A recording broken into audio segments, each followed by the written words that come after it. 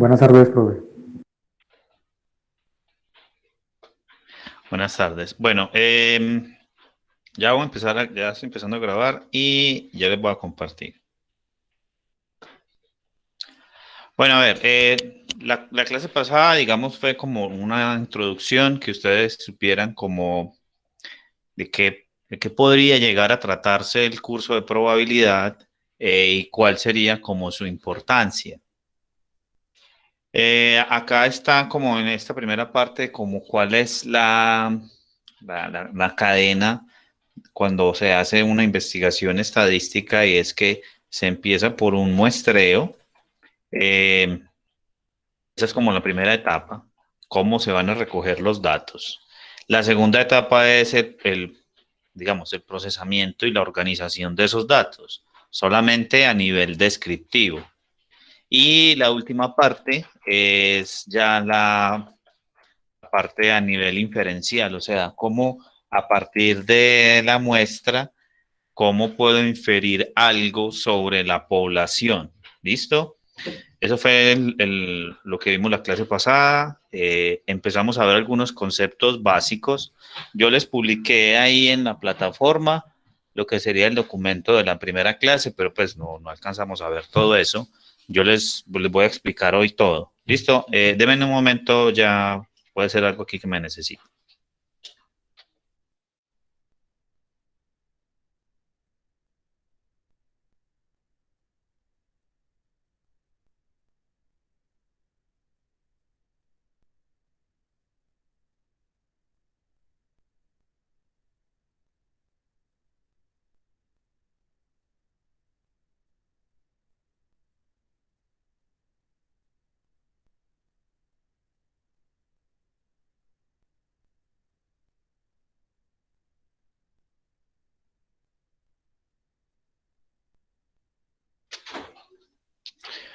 Listo. Entonces, los conceptos básicos que tiene uno que entender en esta parte de estadística descriptiva son los siguientes. La población, que es el conjunto grande a partir del cual yo quiero obtener información. Hay que tener en cuenta que el nombre de población, pues es un nombre genérico. Eso puede referirse a personas o cosas. ¿Listo? Eso, la población. Eh, Siguiente concepto importante, la muestra, ¿sí o no? La muestra es un subconjunto de la población. Y pues en estadística a veces se usa el nombre de muestra significativa y muestra significativa se refiere a una muestra que ya sea como un buen representante de la población. En cuanto a tamaños de muestras significativas, eso, digamos, depende de lo que se quiera investigar. Por ejemplo, si uno quisiera investigar sobre cuál es el tiempo de vida útil de un electrodoméstico en especial, para uno poder saber eso, como cómo se comportan esos tiempos de vida útil, uno tendría que probar el objeto por todo el tiempo, ¿sí o no? Y hacer estudios de cuánto es su vida útil. Y eso gasta mucho tiempo, puede gastar mucho dinero. Entonces, las empresas que hacen esas cosas, eso lo hacen con control de calidad, toman muestras un poco más pequeñas que las que se tomarían, por ejemplo, para los estudios médicos. Por ejemplo, ahora con esta cosa de la pandemia, ustedes han visto todo lo que han tenido que estudiar para saber la efectividad de las vacunas. Han probado en grupos de personas, y dicen grupos de 1.000 personas, de 200 personas. Ya de hecho en medicina grupos de más de 1.000 personas ya son grupos muy grandes, ¿sí? Pero ahí ya tiene que haber una, digamos así, una efectividad grande para usted poder decir que su nuevo medicamento en realidad sí es efectivo. ¿Han entendido hasta acá?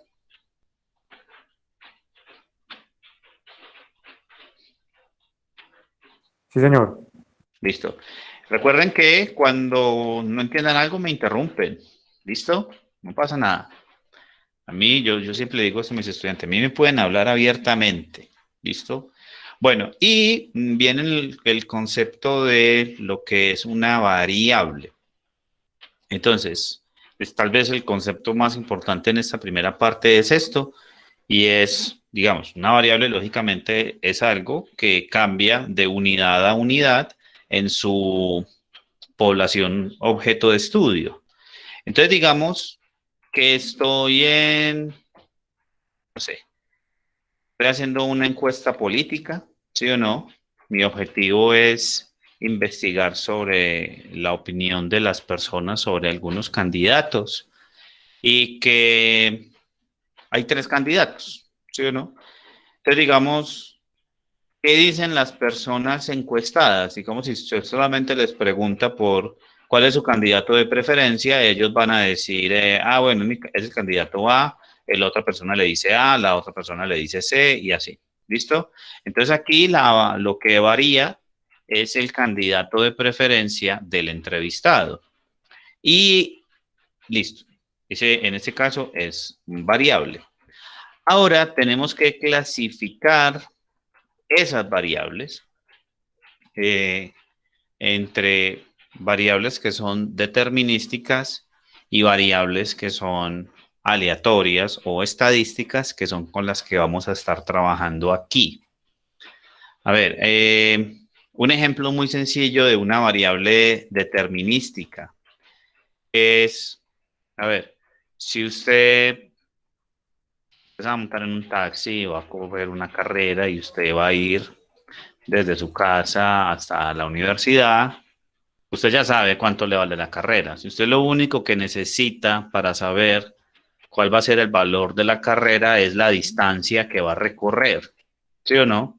Pues eso cuando usted va en un taxi.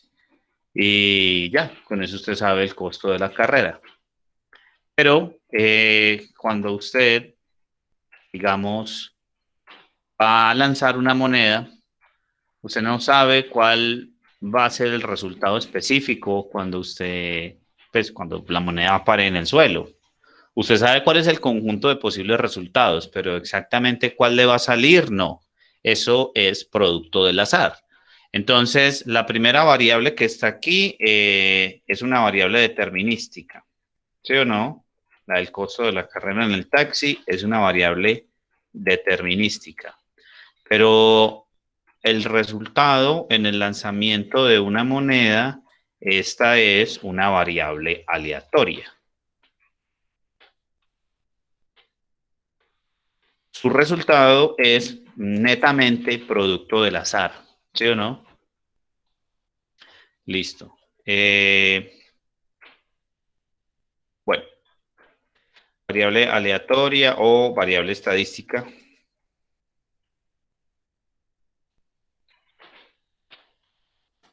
Listo. Ahora, evidentemente, pues en este curso nos vamos a encargar, nuestro objetivo es hablar de variables aleatorias. Más adelante, después de que salgamos de la parte de estadística descriptiva, van a ver que la definición de una variable aleatoria es, en realidad, es algo muy sencillo. Una variable aleatoria uno la puede ver como una función que a cada evento de un espacio muestral le asigna un número. Listo. Pero eso lo vamos a dejar para más adelante. ¿Listo?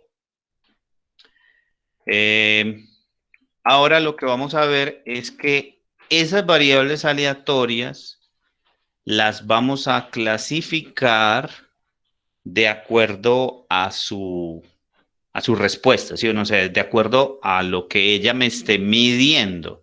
Y se clasifican en, digamos, de entrada se clasifican en dos tipos, y es si la variable es cualitativa o categórica, o si la variable es cuantitativa. Entonces, la variable categórica o cualitativa, pues es aquella cuyo resultado te da como una categoría. Por ejemplo, el que tenía ahorita del candidato de preferencia del entrevistado, esa variable es una variable cualitativa, ¿sí o no? La respuesta que yo tengo es una cualidad, ¿sí o no? O es un factor, por decirlo así, ¿sí? Un nivel de algo. En este caso, el candidato de preferencia. Listo. Otros ejemplos básicos y sencillos de lo que son variables cualitativas. El color de preferencia de una persona. Si yo llego y digo, no sé, les pregunto a ustedes por su color de preferencia y me empiezan a decir negro, blanco, rojo, negro, blanco, azul, en fin. Claramente las respuestas son categorías y esas categorías no tienen ningún orden en especial, ¿sí? Simplemente ya, no hay ningún orden específico ahí. Una que siempre hay que explicar es el estrato, ¿sí?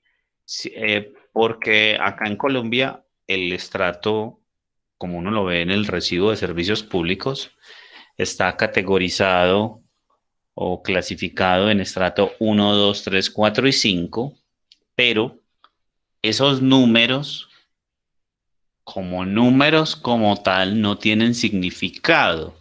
O sea, ese 3, cuando uno lee estrato 3, no estoy, ¿cuáles son las tres cosas que estoy contando? ¿Sí o no? Yo no estoy contando.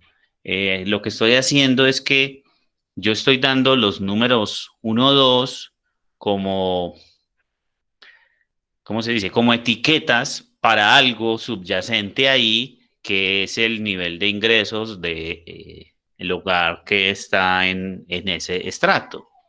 Entonces, en realidad, en muchas partes se hace así, se dividen en tres estratos o tres clases sociales: estrato bajo, estrato medio, estrato alto. Acá, estrato bajo, por decirlo así, son los que son llamados los estratos 1 y 2. Yo por eso ahí usé los colorcitos. El estrato medio, estrato 3 y 4, y estrato alto serían estrato 5 y 6. Entonces vean que esta variable es una variable categórica o una variable cualitativa, pero que tiene un orden, o sea, sus categorías tienen un orden. Las categorías son bajo, medio y alto.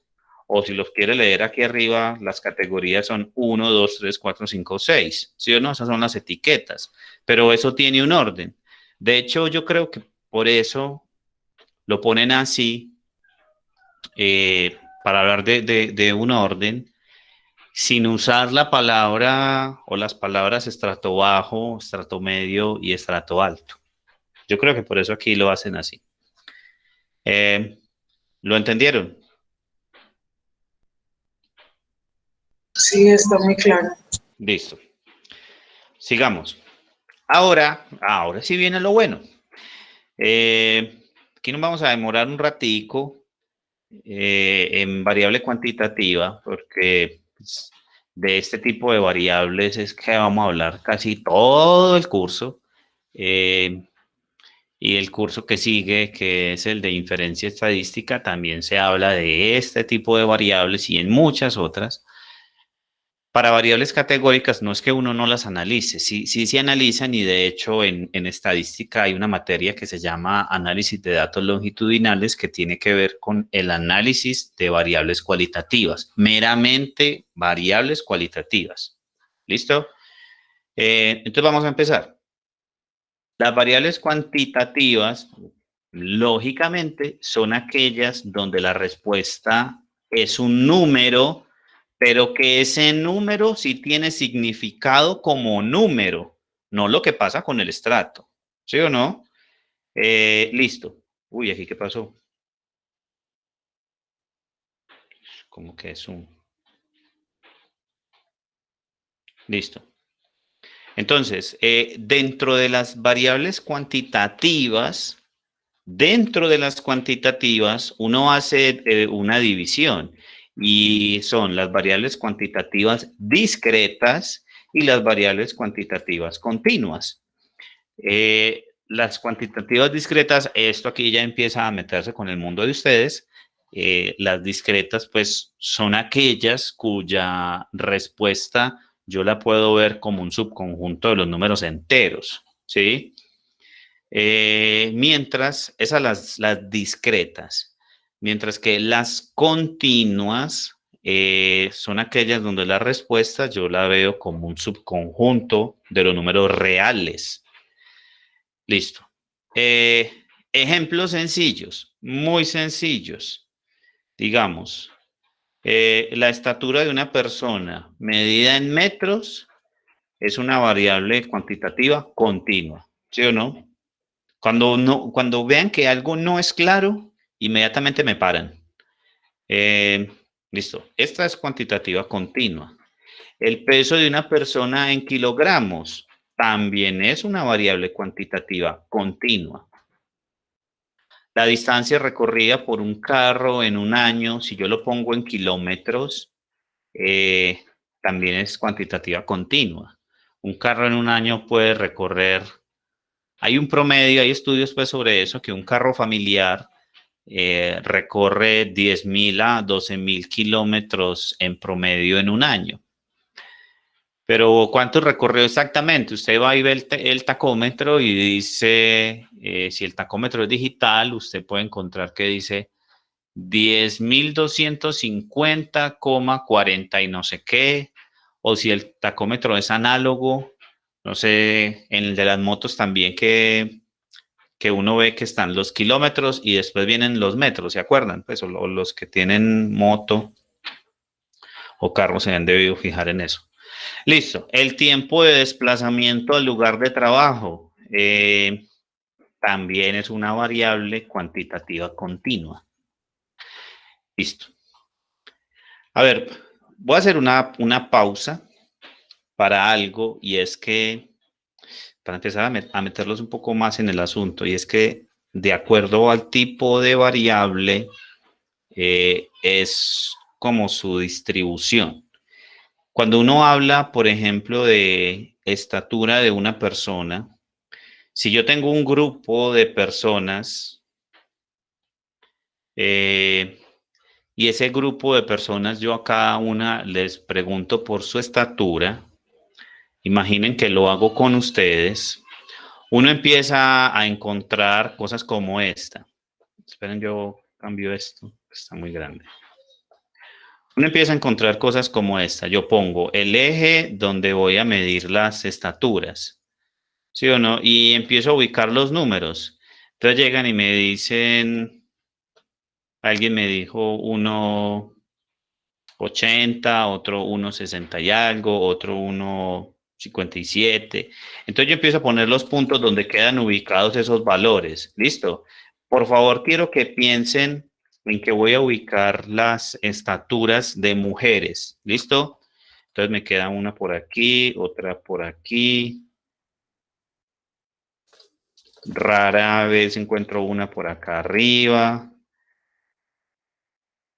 También puedo encontrar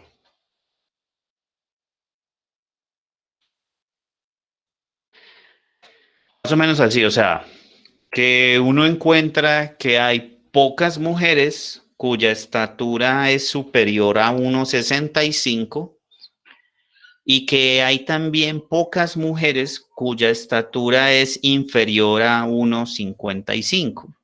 Sí las hay, pero son pocas. La gran mayoría tiene una estatura entre 1,55 y 1,65. Me estoy adelantando a algo porque quiero que vayan teniendo en la cabeza hacia dónde vamos. Entonces, uno lo que hace cuando tiene esos datos es hacer un histograma, que el histograma lo que hace es que cuenta datos por clase o datos, cantidad de datos por intervalitos. Entonces, digamos que mi intervalito, mi primer intervalo va desde 1,50 a 1,55 y ahí, digamos, solamente encontré 2 mujeres. Mi siguiente intervalo va desde 1,55 a 1,60 y ahí no solo encontré 2, sino que encontré, no sé, 8 mujeres. Y así me sigo, ¿sí o no? Luego el siguiente de 1,60 a 1,65, ese es el intervalo que tiene más datos. Y así, el siguiente me puede dar más o menos así. Ese sería como el de 1,60, 1,65 a 1,70. Ah, sí, aquí pues porque ya me perdí con las unidades que estaba poniendo, pero uno puede obtener para esta variable algo como esto cuando empieza a contar los datos, cuántos datos hay por cada intervalo. ¿Me entendieron? Sí, señor. Listo. En la parte gruesa de la materia, nosotros vamos a estar trabajando con las funciones o las distribuciones, escuchen bien, o las distribuciones que se ajustan a este tipo de histogramas. Entonces aquí, cuando usted hace la curva que aproxima el histograma, esa curva le queda más o menos así. ¿Listo? Más o menos así. Para otra variable, usted puede obtener otra curva, ¿sí o no? Y esas curvas, digamos, son las que se le llaman las distribuciones teóricas. Por ejemplo, una variable como la estatura tiene, o como el peso, tienen distribución normal. La distribución normal es aquella cuyo dibujo es pues, más o menos así como lo tengo donde es poco probable que hayan personas en los extremos. Para este ejemplo, uno diría, vea, es poco probable que hayan, si estoy hablando de estaturas de mujeres, es poco probable que hayan mujeres cuya estatura sea superior a 1,65. Y usted lleva eso a la vida real y se va a dar cuenta que es así. Así como también es poco probable que hayan mujeres cuya estatura sea inferior a 1,50. Y usted también sabe que es así. Digamos, mujeres dentro de un rango de edad específico, digamos de mujeres de 15 a 30 años o de 20 a 30 años y así. Pero la gran mayoría estaría por acá. Entonces, a ver, es que yo me empiezo como, ¿cómo lo digo? Me empiezo como a empelicular y empiezo a hablar muy hacia adelante. Cuando sientan que me empeliculé, me dicen, ¿listo?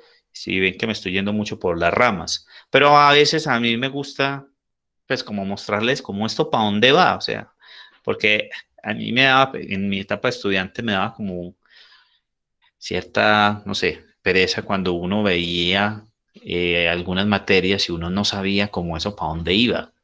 A mí en lo personal, pues no me gustaba mucho así. Listo. Ahí ya saben para dónde va esto.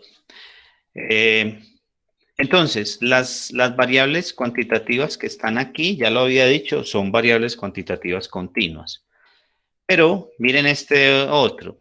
El número de hermanos de una persona, yo empiezo a preguntar aquí la cantidad de veces que una persona ha tenido gripa en un año. Estas son variables cuantitativas discretas, claramente son variables cuantitativas discretas, porque sus respuestas son subconjuntos de los enteros. ¿Listo? Bueno, muy bien, creo que ahí no hay problema. Bueno, vamos ahora con la clasificación de las variables. Bueno, las voy a dividir en cualitativas y cuantitativas. Esa es la clasificación que voy a hacer. Pero cada una tiene algo que se llama escalas de medición. ¿Listo? No confundir escala de medición con unidades de medición. Ya lo voy a explicar. Eso aquí en estadística tiene una connotación diferente. Entonces, en variable cualitativa hay dos escalas de medición. La escala nominal, nominal de que nombra, y la escala ordinal de que ordena. Entonces, la variable cualitativa en escala nominal es cuando sus respuestas simplemente son categorías sin ningún orden. Ejemplo, el que tenía arriba. el color de preferencia de una persona. Yo pregunto aquí, deme sus colores de preferencia y empiezo a ver negro, azul, blanco, rojo. Y esas categorías en sí no tienen ningún orden. Pero si yo pregunto por el estrato socioeconómico, pues, de la vivienda en la que ustedes viven, ustedes me empiezan a contestar 2, 3, 2, 1, 3, 4, 5, yo qué sé. Y ya sabemos que esos sí están ordenados, o sea, es una variable cualitativa, pero sus respuestas tienen un orden, ¿sí o no? De cierta manera tienen un orden. O si lo contestan como estrato bajo, medio, alto, también claramente están ordenados. Listo. En un momento, voy por agua que no traje. Ya vengo.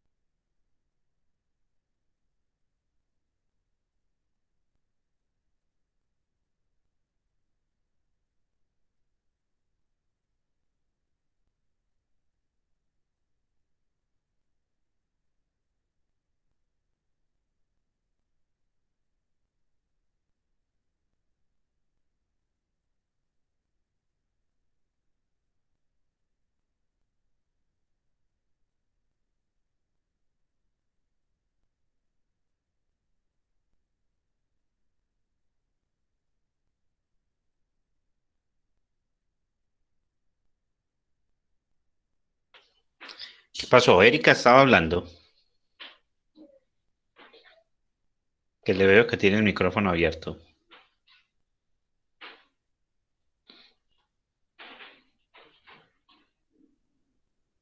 ¿What? ¿Qué es eso? No entiendo.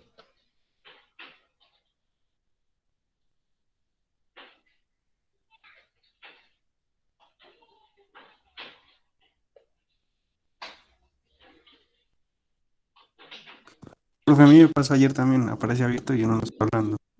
Mm, ya. No, pero es que ustedes están usando términos muy sofisticados. Porque no dice, es un error del programa. Listo ya. Bueno, no pasa nada. Listo. Sigo. Bueno, entonces ahí están las escalas de medición de las variables cualitativas. Ahora voy para las escalas de medición de las cuantitativas. Entonces aquí son dos. Escala de razón y escala de intervalo. Listo. Entonces, a ver, la escala, a mí me gusta asociar los nombres con algo para uno entender como de entrada, como de qué se trata esto. En la variable cuantitativa en escala de razón, entonces usted piensa, razón, listo, o sea que estoy haciendo como una división. Y si estoy haciendo como una división, significa que el cero no puede estar ahí. Y sí, por ahí va la cosa. En la escala de razón, el cero indica que no hay característica. Por ejemplo, si usted suponga que la variable que está midiendo es el peso en kilogramos de una persona, si usted anota un dato como 0 kilogramos, usted está diciendo que no hay peso. ¿Sí o no? Es cero. No, que pese 0 kilogramos, no hay peso. Pero si usted habla de la escala de intervalo, entonces piense, intervalo. Bueno, sí, todos sabemos lo que es un intervalo. ¿Puedo hacer un intervalo alrededor del cero? Sí, hago un intervalo alrededor del cero. Entonces, en el intervalo, sí, en la escala de intervalo, el cero sí mide, ¿sí o no? O sea, el cero no significa que no haya característica, lo que usted esté midiendo. Dos ejemplos muy sencillos. Un ejemplo, que no se ve pues acá en Colombia, un ejemplo que la variable sea la temperatura, que usted esté registrando día a día cuál es la temperatura y si usted pone 2 no sé, se va para Pasto, que de pronto, o en Ipiales, que es donde la temperatura es más baja. 2 grados, 5 grados, 1 grado, 0 grados, -1 grado. Entonces, cuando usted registra 0 grados, pues 0 grados Celsius, no significa que no haya temperatura, como pasó aquí con los 0 kilogramos que no hay peso. Sí hay temperatura, sino que la temperatura ahí es 0. ¿Sí o no? Eso es una variable que tiene escala de intervalo. Otro ejemplo de esta es una sobre la cual los voy a poner a trabajar y es los rendimientos diarios. Bueno, ya me puse a pensar esto. Los rendimientos diarios de una acción. Digamos que los voy a anotar en porcentaje. Entonces, si pongo 2%, significa, listo, rendimiento positivo. Si pongo -1%, su precio bajó. Si pongo -0.5%, su precio bajó y así por el estilo. Cuando digo 0%, es que su precio se mantuvo estable, o sea, su rendimiento fue nulo. ¿Listo? Entonces usted aquí en realidad sí puede hacer un intervalo alrededor del cero con mediciones, mientras que en una escala de razón usted no puede hacer un intervalo alrededor del cero con mediciones de la variable. ¿Listo? ¿Está claro esto?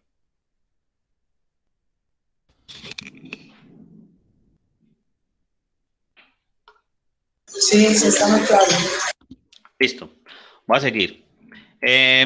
Aquí me hizo acordar de lo que me preguntaron, que dijeron la clase pasada, cuando yo dije que iba a necesitar los datos de sus índices de masa corporal y alguien dijo, muchas ganas de saber si estamos gordos, pero eso va a tener interés. Póngale cuidado que cuando esto termine, cuando todo esto pues, de la pandemia termine, saldrá después de un año, no sé, estudios sobre cómo cambió el comportamiento de las personas durante la pandemia. Entre esos, el comportamiento sobre la alimentación, el sueño y todo eso. Van a decir, las personas llegaron antes de la pandemia, pesaban, digamos, un adolescente o un adulto joven pesaba en promedio entre sí, 60, 65 kilogramos y salió de la pandemia pesando en promedio 2 o 3 kilos más, yo qué sé. Seguramente van a salir cosas así. Listo. Entonces, la variación del peso de un estudiante durante la pandemia, si subió o si bajó, ¿sí o no?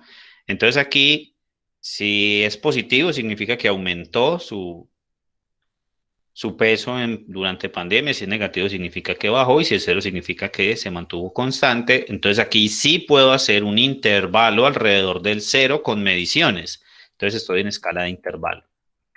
Listo. Esto. El número de hermanos de una persona. Aquí tiene un detalle en el que uno puede decir que le genera como dudas. El número de hermanos de una persona es una variable claramente discreta, ¿sí o no? Pues claramente cuantitativa, discreta. En escala de razón. ¿Por qué en escala de razón? Miren, yo pregunto, digamos, esto es una persona que tiene 5 hermanos, estoy poniendo el número de hermanos. 5, 2, 3, 1, 1, 1, 2, 3, 4, 0. Significa que esta persona no tiene hermanos. O sea, la característica que estaba midiendo es ausente ahí. Por eso estoy en escala de razón. También porque uno puede pensar escala de razón. Voy no sé, de esta persona que tiene 2 hermanos a esta otra. Pues esta última tiene el doble, ¿sí o no? La razón es el doble. Listo. No sé. Espero que esto pues para ustedes es bastante sencillo, pero nunca, nunca, nunca, por decirlo así, nunca vean las cosas tan obvias, ¿sí? Cuando uno a veces ve las cosas tan obvias, uno como que, sí, sí, será, pero nunca desprecien las cosas obvias. Bueno, no sé, la estatura de una persona, ya sabemos que es una variable cuantitativa continua.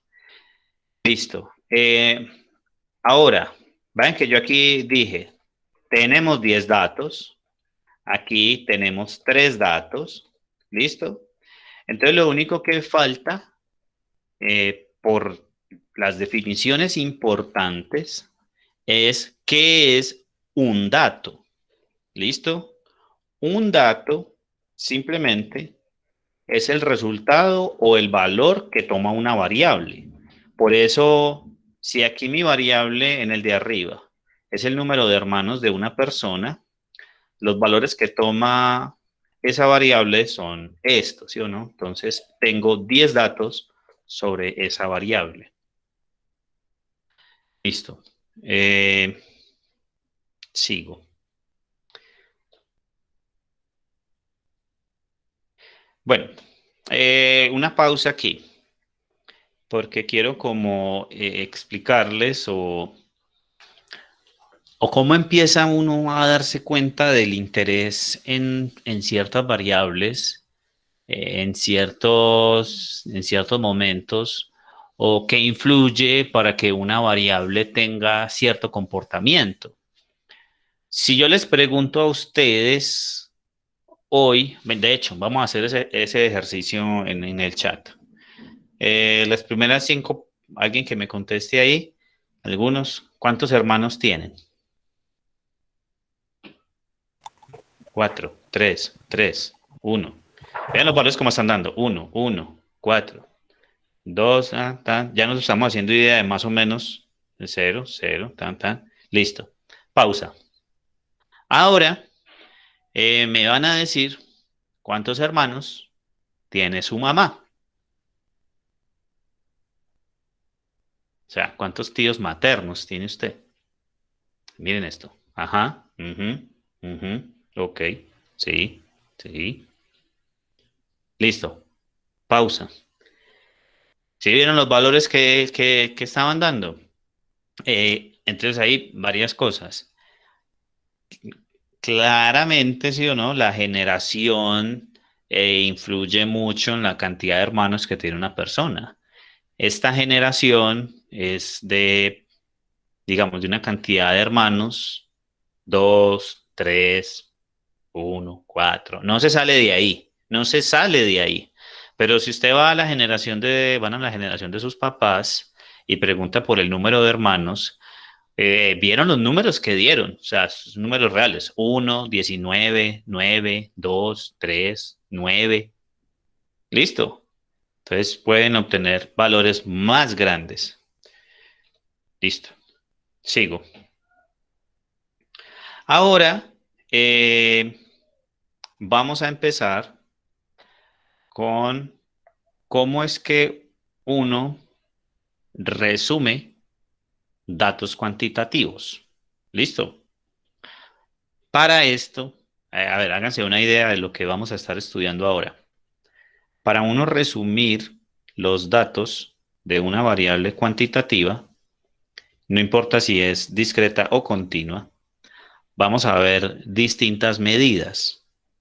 Las medidas que vamos a ver son medidas de tendencia central, medidas de posición, medidas de dispersión y medidas de forma. ¿Sí? Todo eso será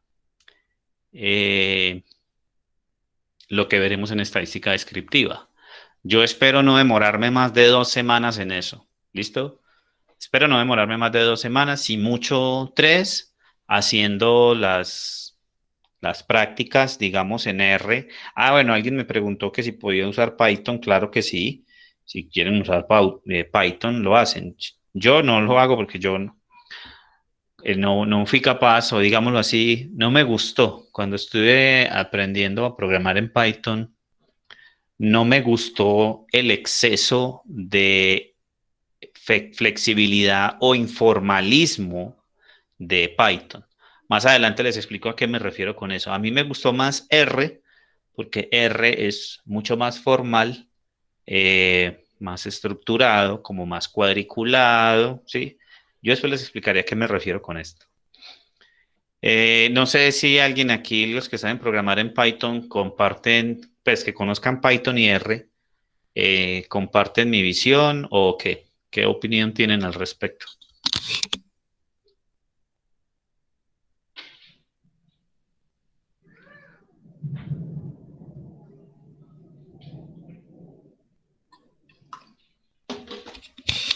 Nada.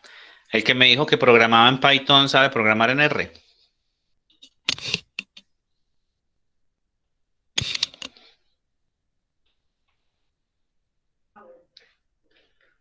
Ajá.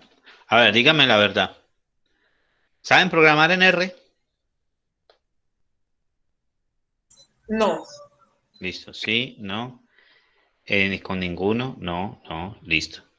Ok. Sebastián, ¿solo en R? Sebastián y Sasa, listo. ¿Solo en R o en Python? Profe, Sí, le en escucho. Python también, los dos. En los Qué pena, dos. profe, en los dos, sí, señor. Listo. Sí, no. ¿Y cuál? Sí, sí, claro, de eso se trata, Luisa. Yo les voy a explicar. Profe, Hágale. pues yo creo que eso depende, pues, para lo que uno lo quiere utilizar.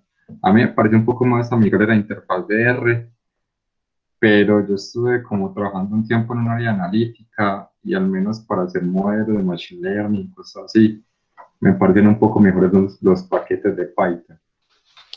Pero igual Mm, deben tener también se puede hacer analítica y como, no depende, ya es como de gustos también. sí, lo que pasa es que, a ver, ¿cómo les explico?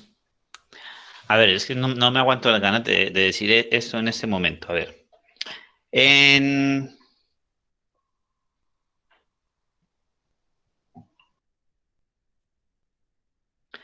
a ver, a nosotros, sí, decir ustedes, a nosotros como matemáticos, nos gusta mucho el orden.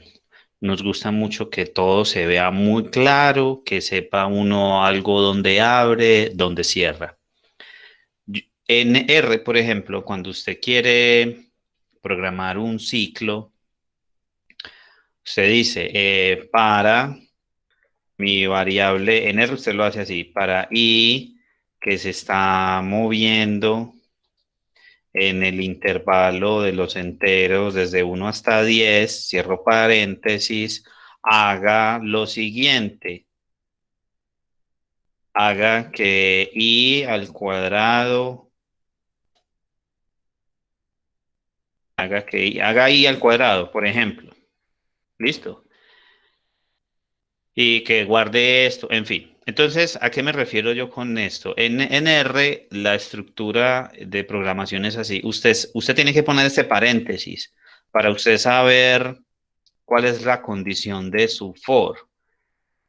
También pasa cuando usted quiere poner un while, mientras que, no sé, mientras que J sea mayor o igual que 20 y, aquí lo voy a poner por ahora, sí, y que y sea menor que 8, cierro paréntesis, entonces digámosle al programa que me haga tal cosa. ¿Para qué? ¿Para qué? ¿Para qué? ¿Para qué?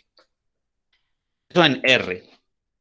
Pero cuando uno lo va a hacer en Python, me corrige Sebastián si es así, porque cuando yo empecé a ver esto, de una vez dije no.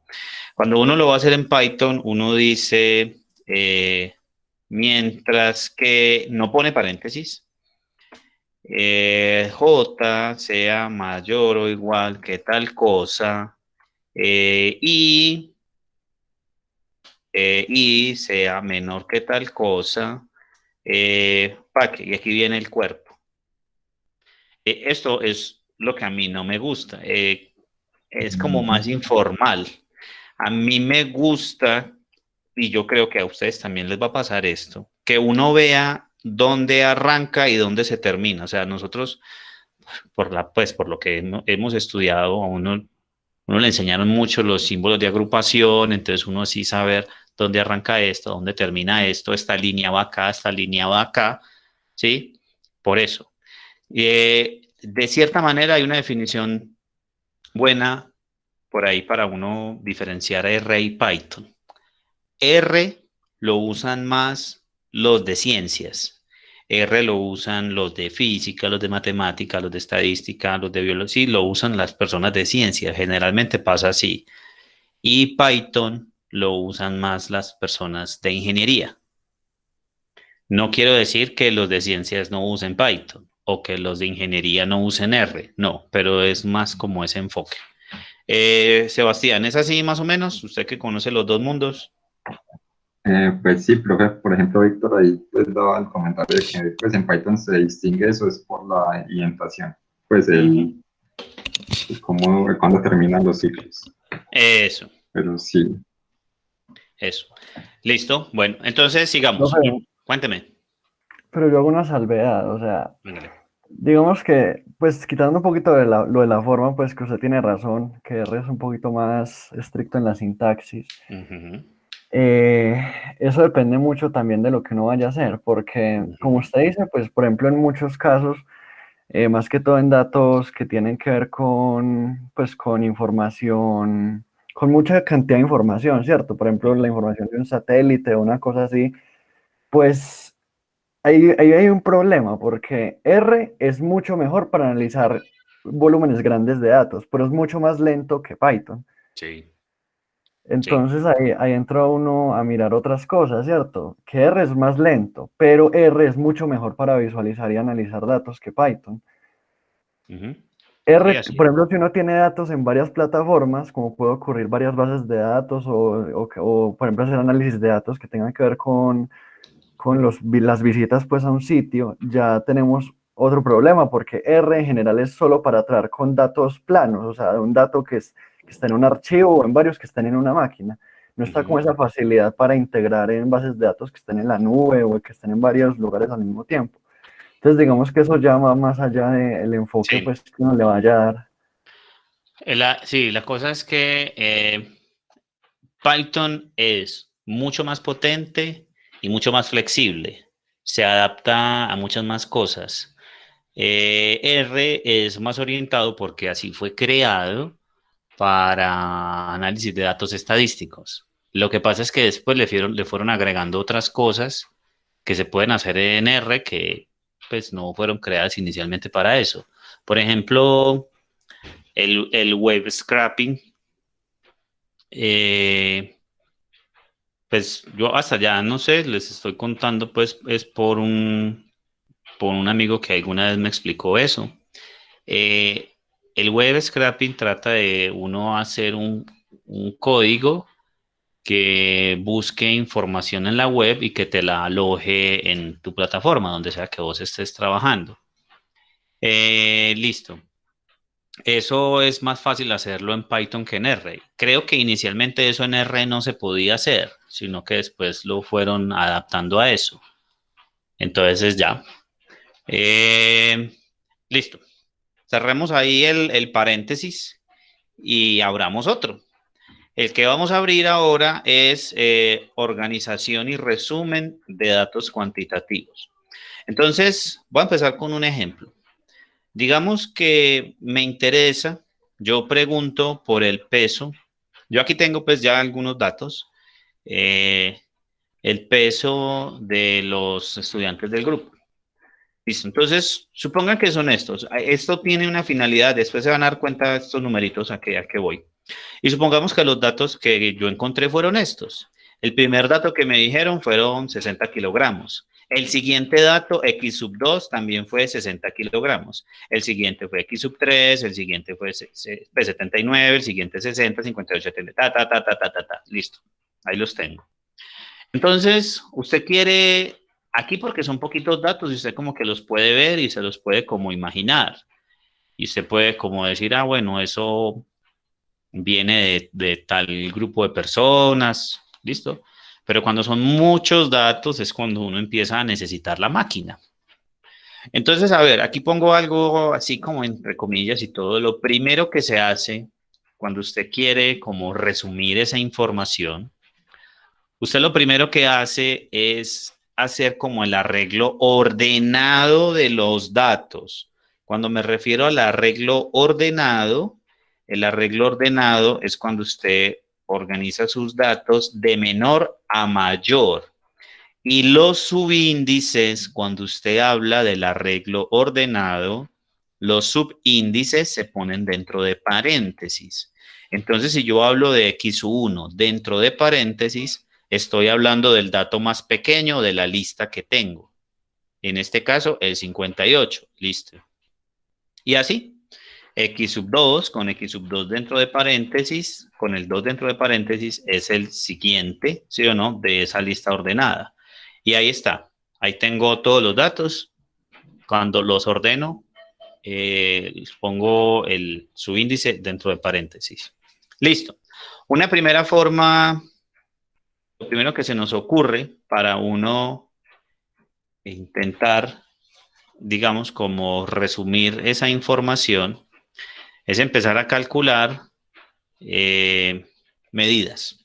¿Listo? Empezar a calcular medidas. Veo eso y digo, como que cuál será el peso promedio de los estudiantes ahí, cuál será la moda y en fin. ¿Listo? Entonces vamos a ver cuáles son las medidas que se usan para resumir datos cuantitativos. Listo. Primero, esta primera parte va a ser clave para algo que vamos a ver después, la relación entre el mundo de estadística descriptiva con el mundo de probabilidad. ¿Listo?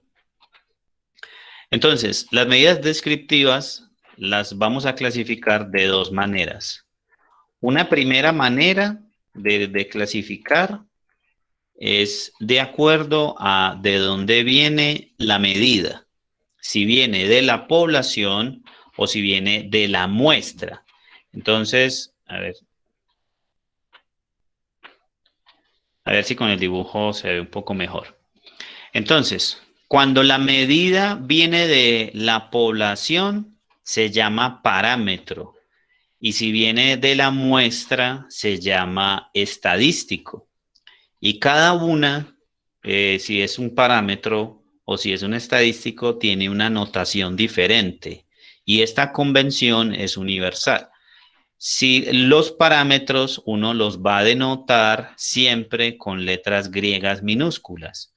Mu, alfa, beta, sigma, tau, uno va a denotar los parámetros siempre con esas letras. Y la notación para los estadísticos son los valores que vienen de la muestra, los que se calculan a partir de la muestra. Y esos los denoto con letras latinas mayúsculas. Las más usadas, X barra, con X en mayúscula, X barra, S mayúscula, P mayúscula. Después voy a decir a qué se refiere uno con eso. Y un ejemplito para entender esto.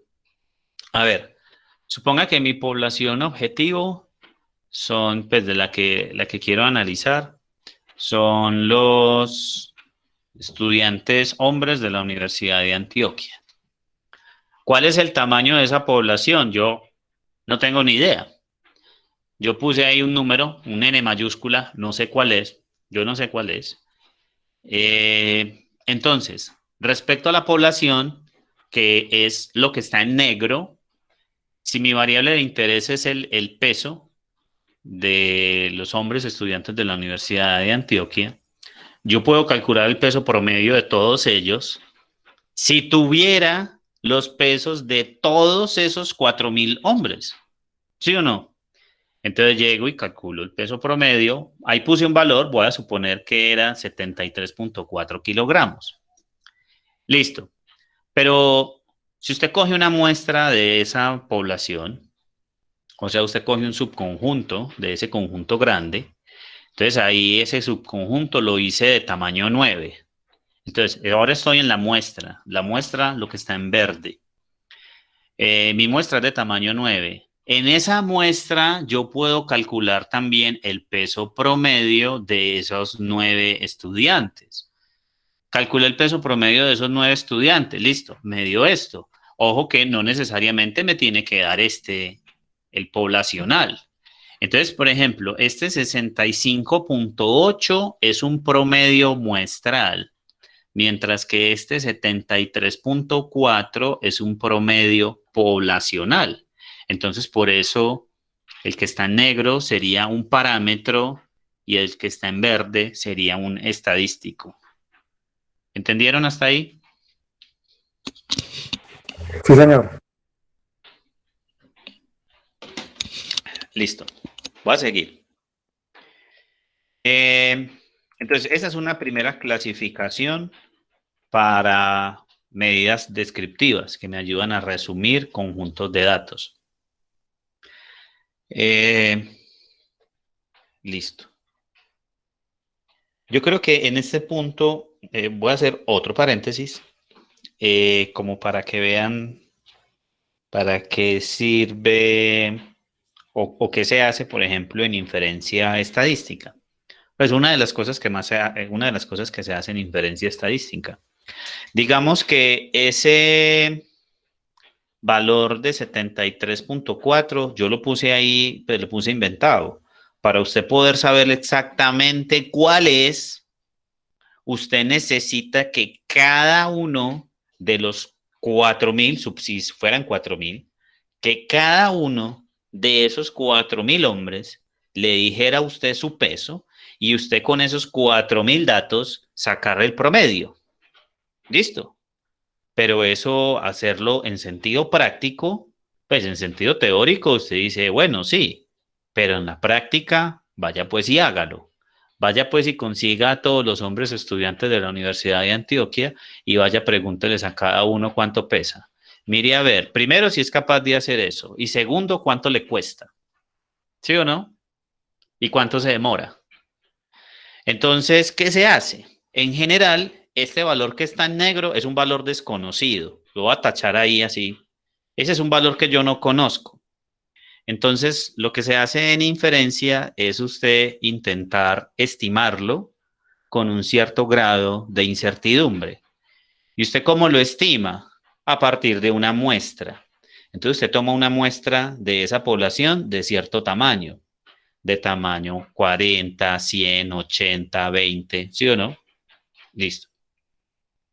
Y entonces, de acuerdo a lo que usted tenga en la muestra, usted puede hacer una inferencia sobre cuál es el peso promedio poblacional y decir cosas como esta, como que, bueno, a partir de esta muestra de tamaño 100 del conjunto de hombres estudiantes de la Universidad de Antioquia, a partir de esta muestra de tamaño 100, yo infiero que el peso promedio de todos esos estudiantes de la población está entre 73 a 78 kilogramos y esa afirmación que yo estoy diciendo, la estoy diciendo con un 95% de confianza o seguridad. Es decir, que hay como un 5% de posibilidades de que me equivoque. ¿Me entendieron hasta ahí?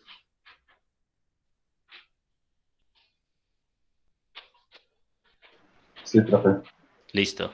Y la forma de hallar esos números que yo dije, la forma de hallar ese intervalo, o sea, la forma de hallar el 73 y el 78 y el tamaño de la muestra es objeto de estudio de la materia inferencia estadística. Listo, sigo. Cierro paréntesis y ahora seguimos con la clase. Estábamos hablando de cómo clasificar las medidas descriptivas. Dije que eran dos formas.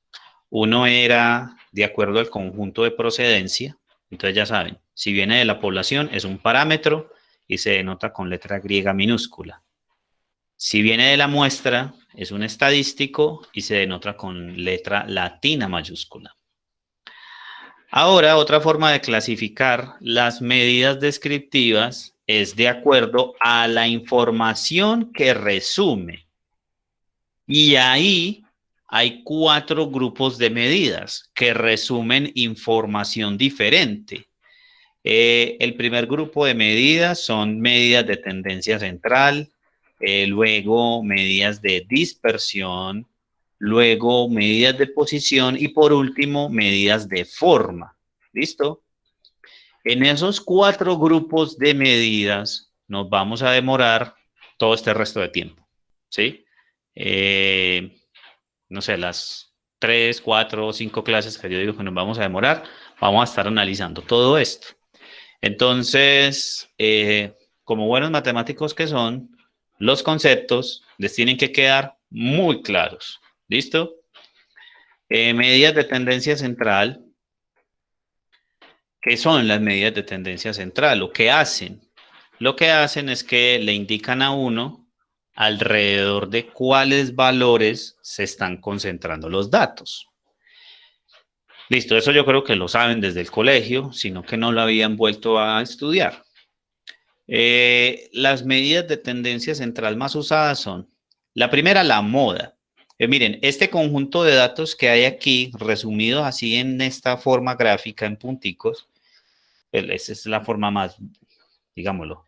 Si usted no tiene cómo resumir, no tiene programa, no tiene nada y le toca hacer eso a mano, lo mejor que uno puede hacer es hacer eso, o sea, hacer como un eje y en ese eje poner los punticos, ¿sí o no? Los datos.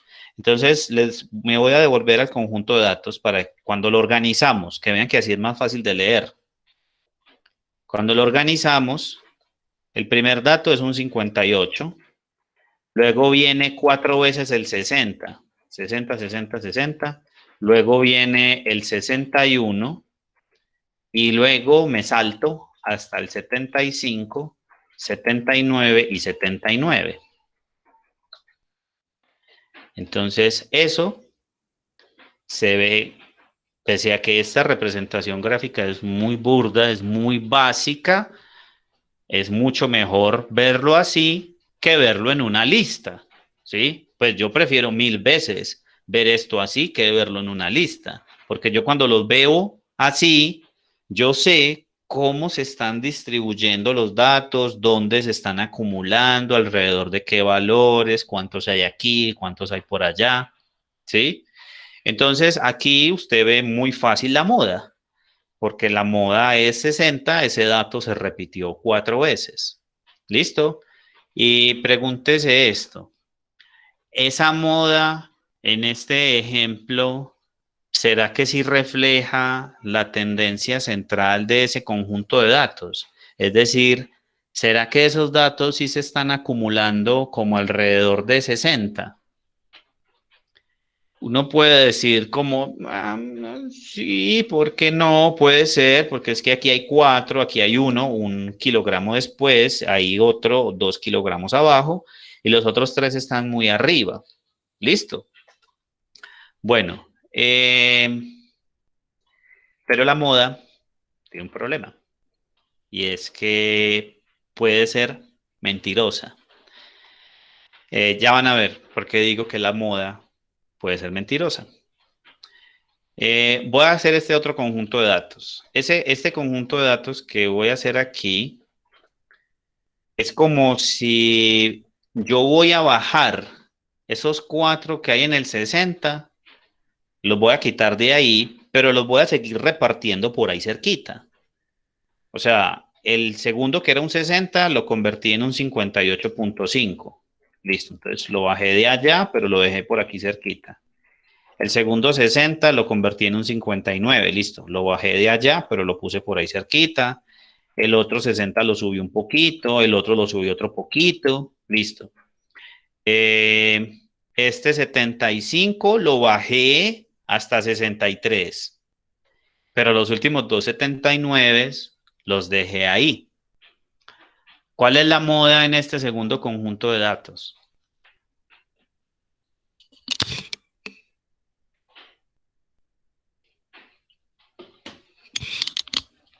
Muy difícil darse cuenta, a eso que aquí son poquitos, pero es difícil darse cuenta uno así viendo la lista, es muy difícil. Lo mejor es hacer el gráfico. El único dato que tiene repetición es el 79, que tiene frecuencia 2, ¿sí o no? Ese dato se repitió 2 veces. Entonces, la moda es 79, pero pregúntese esto. ¿Será que eso sí es una buena medida de tendencia central? O sea, ¿será que los datos sí se me están concentrando alrededor del 79? Y la respuesta claramente es que no, porque los datos se me están concentrando es por aquí abajo. Por aquí arriba hay unos dos, pues por ahí arriba en el extremo, pero los datos nos están concentrando alrededor del 79. O sea que en este caso esa moda no es una buena medida de tendencia central. ¿Comprenden?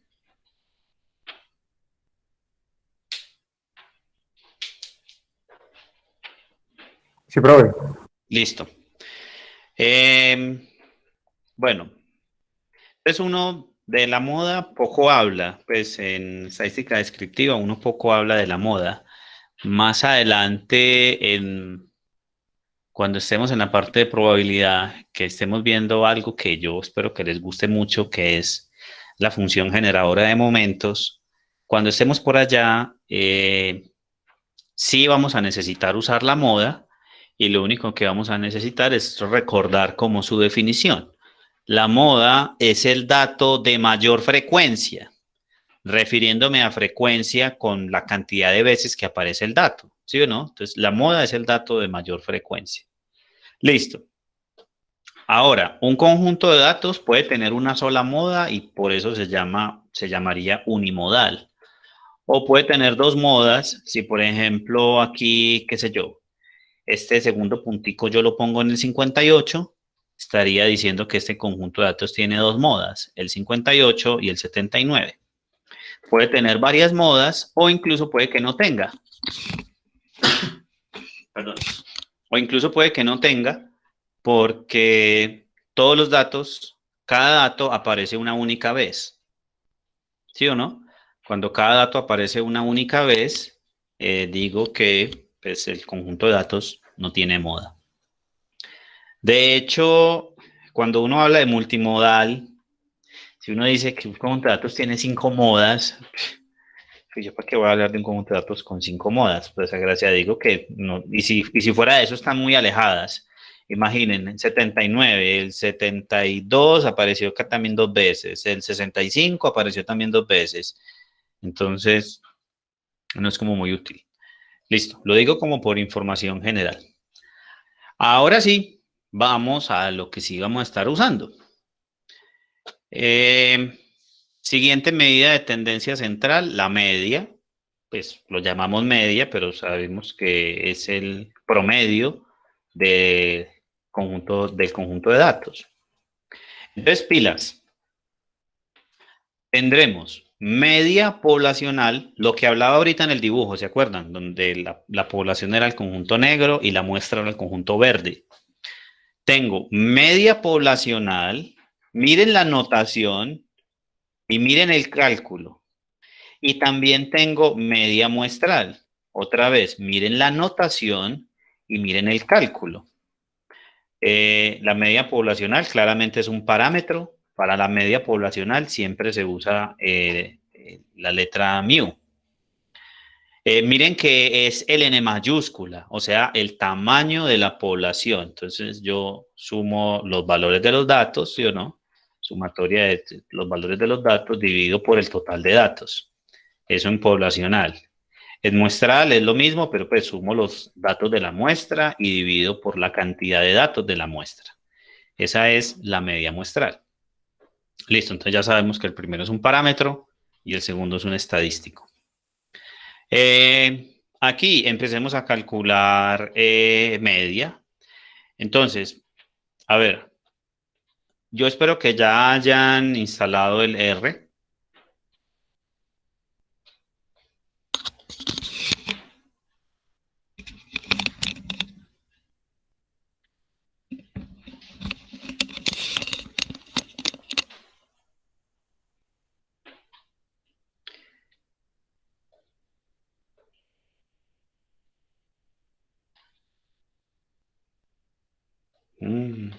Y eso es porque está tan lento.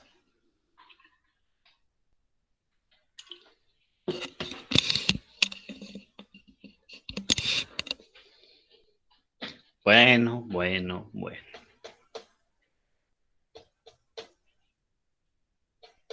Bueno, después vengo por aquí. A ver, entonces, aquí voy a sacar la media para los dos conjuntos de datos que tengo. para este, que es el segundo conjunto de datos, y para este otro. Visualmente, y como con un buen sentido matemático, por decirlo así, uno puede decir más o menos cuánto le va a dar la media. Uno aquí para este conjunto de datos, donde por aquí abajo tengo 6 datos y por aquí tengo estos 3, uno dice que la media le puede quedar, no sé, como por aquí, ¿cierto? Por ahí más o menos le puede quedar la media. Listo. Uno la calcula, pues si uno tiene los datos, sumo y divido por el total de datos. Y ya está. Y para el segundo, la media debe quedar como un poquitico más abajo. ¿Sí o no? Porque es que este 75 que estaba por aquí, yo lo tiré para abajo y la concentración de los otros datos sigue pues estando aquí casi lo mismo. ¿Sí o no? Entonces, para el segundo conjunto de datos, la media debe estar un poquito más abajo que para el primero. Entonces, los calculamos. El primer conjunto de datos tiene media 65.78 y el segundo 64.31. Entonces, preguntémonos, ¿esos números, será que sí me representan bien la tendencia central del conjunto de datos? O sea, ¿sí será que los datos se me están acumulando alrededor de este número? Vamos a ver. En el primer conjunto de datos me dio 65.78 para el primero. 65, digamos que está por aquí. Y los datos no están en este caso ahí cerquitica de ese 65, no están un poquito como más alejados, ¿sí o no? Pues la media me da por acá. Digamos, para este primer conjunto de datos, uno podría decir que una mejor o un mejor representante de tendencia central podría ser como el 61, ¿sí o no? Porque estos parecen ser como datos raros de acuerdo a este conjunto. ¿Les parece? Parece que esa información tiene, pues tiene como un ruido, por decirlo así. Yo, yo digo, pues en realidad yo sé de dónde vienen, pero uno podría pensar, sin saber de dónde viene, si estos son pesos. Yo dije que eran pesos de hombres, pero... Ah, no dije. O sí dije, ya se me olvidó. Sí, aquí está. Pero, si yo no digo que son pesos de hombres, uno podría decir que es que estos pesos de aquí parecen pesos de mujeres. Y estos pesos de mujeres sí están como homogéneos. Y estos de aquí parecen pesos de hombres. Y esos pesos de ahí sí están como homogéneos y yo ya ahí sí veo como cierta lógica. ¿Me comprenden?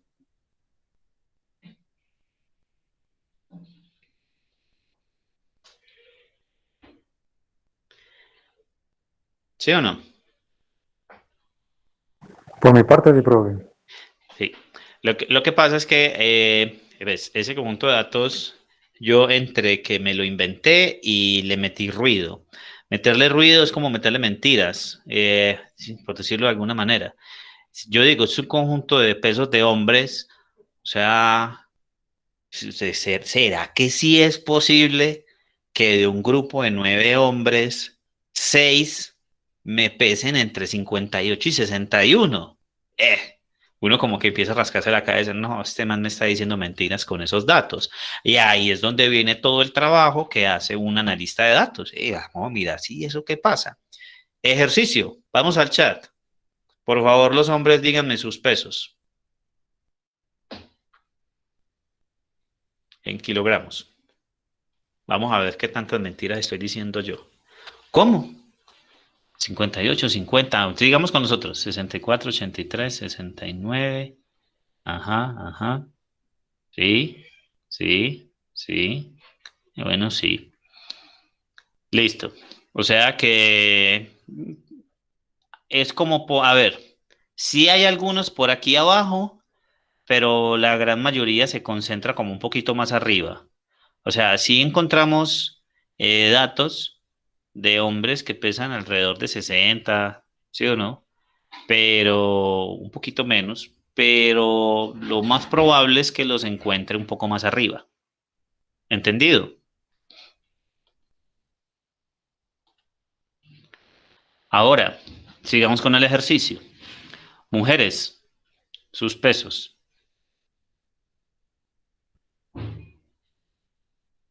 Ajá, ajá, bien, bien. Ah, solo esas 4, listo. Entonces vean que ellas, digamos, están como los datos más concentraditos, ¿sí o no? En un intervalo más chiquitico. Listo. Bueno, ya hablamos de moda, ya hablamos de media. Este 65, de hecho este 64 para el segundo conjunto de datos parece ser un mejor representante. Pero ¿por qué no me da más abajo si cuando yo voy a ver el dibujo, yo noto que hay una gran cantidad de datos por aquí y que hablando de tendencia central debería estar hablando mejor por ahí del 60-61 que del 64? La razón pues es muy sencilla. La razón es que estos dos 79, digámoslos, si esos 79 no estuvieran, pues claramente la media me da por ahí alrededor de 60. Cuando yo agrego esos dos datos, esos dos 79, me van a estirar esto que tenía yo primero como promedio en el 60, me lo van a estirar un poquito para arriba. ¿Sí o no? Por eso no me dio en el 60, sino que me dio en el 64. Listo. Es bueno que vayan entendiendo estas cosas. Y ahí como por debajo de cuerda, yo les estoy hablando de asimetría positiva o asimetría de cola derecha. Por debajo de cuerda les estaba hablando de dispersión. ¿Listo? Listo, sigo. ¿Tienen alguna pregunta hasta aquí?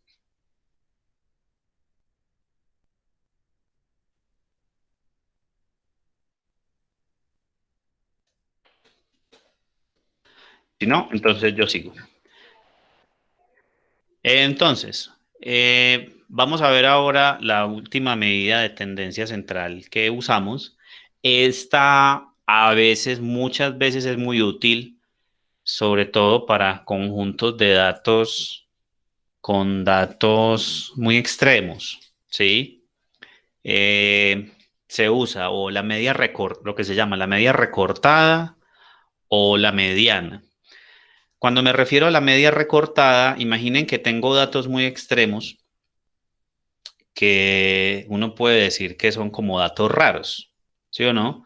Recuerden el primer conjunto de datos. Para ese conjunto de datos yo puedo decir que está como raro.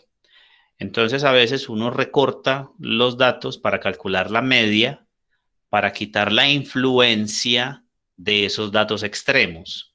Entonces usted recorta puede decir, el 10% de los datos más grandes y el 10% de los datos más pequeños y listo, quita como esas colas y hace la media en el restante, con el restante 80% de los datos, pero ya quitó las colas, ¿listo? Entonces a eso se le llama media recortada. La mediana tiene un efecto similar a esto de la media recortada. Miren, la mediana es el valor central o el dato central del arreglo ordenado. O sea, primer detalle, la mediana se calcula a partir del arreglo ordenado. Entonces, teóricamente eso es bastante sencillo. Miren, haga el arreglo ordenado, o sea, ordene los datos de menor a mayor. En este caso son 9 datos, ¿sí o no? Y claramente busque el dato quinto del arreglo ordenado, es la mediana, porque ese es el dato central. ¿Por qué ese es el dato central del arreglo ordenado? Porque me dejó 4 datos hacia abajo y 4 datos hacia arriba. O sea, a la mediana como tal no le importa el valor de todos los datos, sino que le importa la cantidad de datos. ¿Sí me entienden eso? O sea, para usted calcular la mediana no le importó que x sub 1 fuera 58. No le importó que x sub 9 del arreglo ordenado fuera 79. A usted no le importó. A usted lo que le importó fue la cantidad de datos. Tienen 9 datos, usted los organizó de menor a mayor, y en esos 9, ¿será que encuentra uno que le parte esa muestra o esa lista de datos en dos partes iguales? Y sí, el quinto dato del arreglo ordenado me parte ese arreglo ordenado en dos partes iguales, 4 datos hacia abajo y 4 datos hacia arriba. Entonces aquí, en 9 datos, la mediana es el que queda en la posición quinta del arreglo ordenado. Para ese conjunto de datos, la mediana es 60. Y otra vez, me voy al dibujo y voy a pensar si 60 kilogramos es una buena medida de tendencia central. Me voy al primer dibujo para el primer conjunto de datos y el 60 sí parece ser una buena medida de tendencia central. Listo.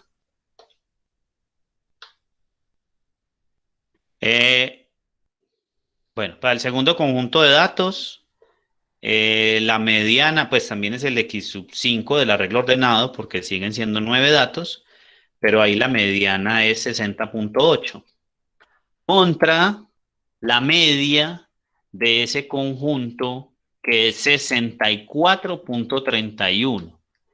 Me voy otra vez al dibujito y ya tenemos en la cabeza media y mediana en este segundo dibujo. La media es 64 punto algo y la mediana es 60 punto algo. Creo que es el dato, ¿cuál dije? El dato quinto, 1, 2, 3, 4, aquí está la mediana. Entonces, en este caso, la media fue considerablemente más grande que la mediana. ¿Sí o no? ¿Cuál creen que haya sido la razón para que ocurriera eso?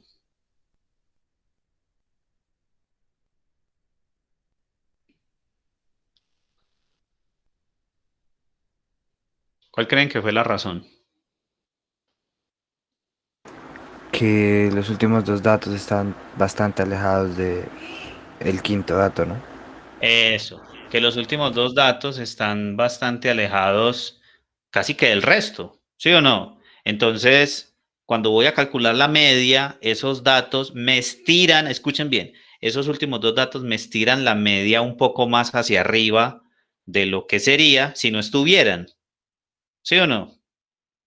Por eso me da por acá. Entonces, la media me dio considerablemente más grande que la mediana. Entonces, en este conjunto de datos, ¿ustedes cuál medida escogerían como una buena medida de tendencia central? ¿La media o la mediana?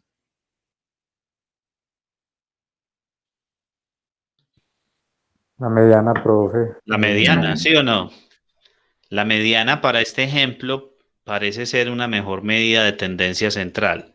¿Todo por qué? Por estos datos extremos. Y ya que digo datos extremos, en estadística hay una materia que se encarga de análisis de datos extremos, o sea, de qué pasa en estas cosas. ¿Listo? Entonces, para que vean, aquí empiezan a surgir muchas líneas, ¿sí? No sé, como cuando uno empieza, aquí ya todos vieron análisis uno o lo están viendo.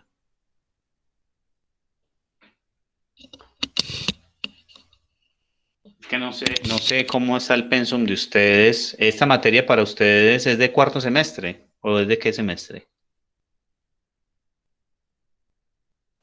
De quinto creo, profe. Probabilidad de quinto. Ah, Creo. yo pensé que la veían un poco antes. Profe, no, es del tercero, en el pensum nuevo. Probabilidad del tercero. Ah, bueno. Bueno, sí, pues. Lo único que necesitan para ver esta materia es cálculo 2, pues cálculo integral. No necesitan más nada. Y pues sí sería muy bueno Bueno, que no es necesario haber visto álgebra lineal, pero bueno, listo. Voy a seguir. Profe, Dime, te escucho. una pregunta. Cuando la cantidad de datos es par, o sea, quedan dos números centrales, ¿qué se hace ahí? Aquí está la respuesta a su pregunta. Ah, Cuando la cantidad de datos es par, digamos, cuando tiene 10 datos, supongo que tiene 10 datos,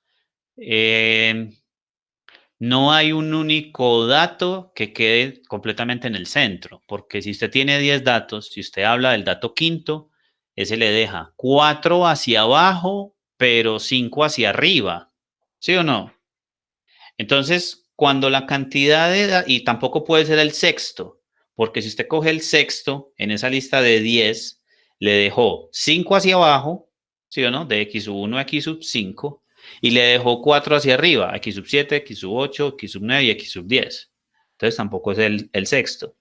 Pero sí es, la definición es muy sencilla, cuando usted tiene una cantidad par de datos, la mediana es el promedio de los dos datos centrales. Por ejemplo, aquí tengo un ejemplito, digamos, edades de los estudiantes del grupo. Listo, aquí tengo las edades.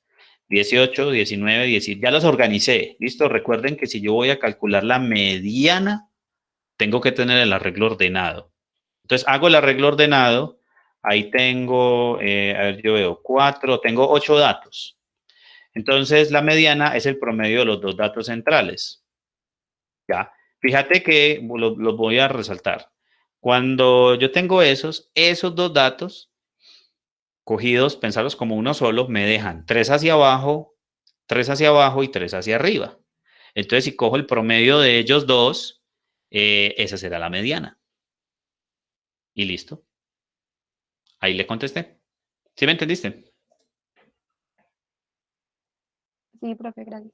Listo. Y como formulita general, pero pues bastante sencillo, la mediana se calcula, miren los subíndices dentro de paréntesis.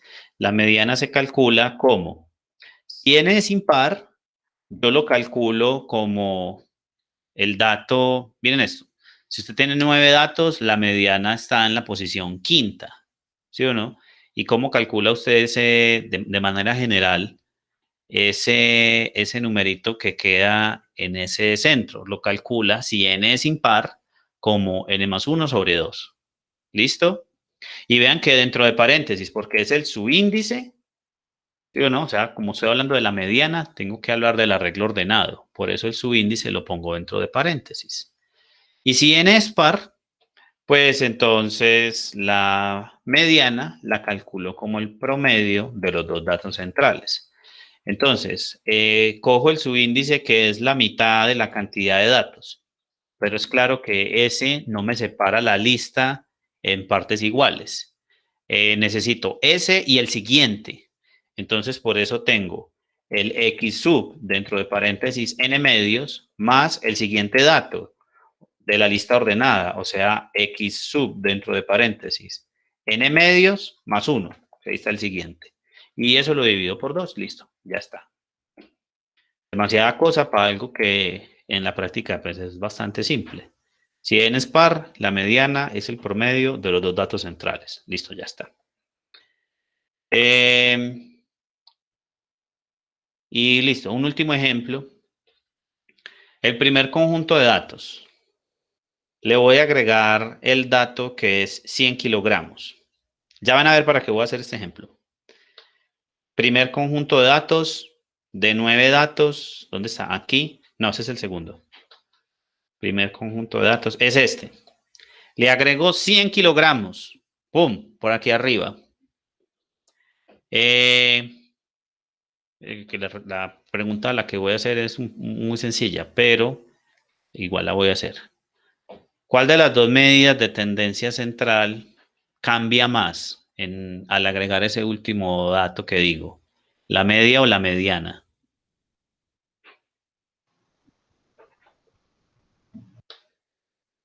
La media, ¿sí o no? Agrego el 100 kilogramos a ese conjunto de datos y miren, al agregar el 100, Aquí está, la mediana antes y la mediana después. O sea, la mediana con el conjunto de todos los datos negros era el 60, porque si usted tiene 9 datos, la mediana es el dato quinto, ¿sí o no? Y el dato quinto, entonces si este es el primero, segundo, tercero, cuarto, quinto, el quinto es 60. Listo. Eso es la mediana antes de agregar el último dato de 100. Pero cuando lo agrego, vean que a la mediana no le importa el valor, lo que le importa es la cantidad de datos. Ese dato, listo, tengo ahora 10 datos, ya no tengo 9, tengo 10. La mediana será el promedio del dato quinto y el dato sexto. Listo, el dato quinto es un 60 y el dato sexto es un 61. Por eso la mediana será 60.5, ¿sí o no? La mediana después de agregar ese. Pero si yo voy a la media sí le importa este dato como valor. Entonces la media antes de agregarlo es 65.78 y después de agregarlo, miren lo que se estiró, ¿sí o no? Listo. Entonces esta conclusión pues es sencilla, pero es bueno que la tengan en cuenta. La media es sensible a valores extremos, a diferencia de lo que pasa con la mediana. ¿Listo? Y ya. Hasta aquí podemos dejar por hoy. ¿Tienen alguna pregunta?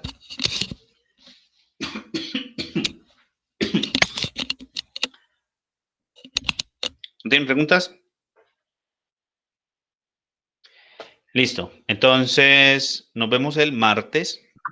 Yo les publico esto enseguida en el Classroom.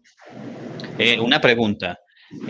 ¿Cierto que los videos no se pueden descargar? O sea, los videos de la clase no se pueden descargar al computador, pero uno los puede ver como si estuvieran alojados en la nube. ¿Es así o uno sí los puede descargar?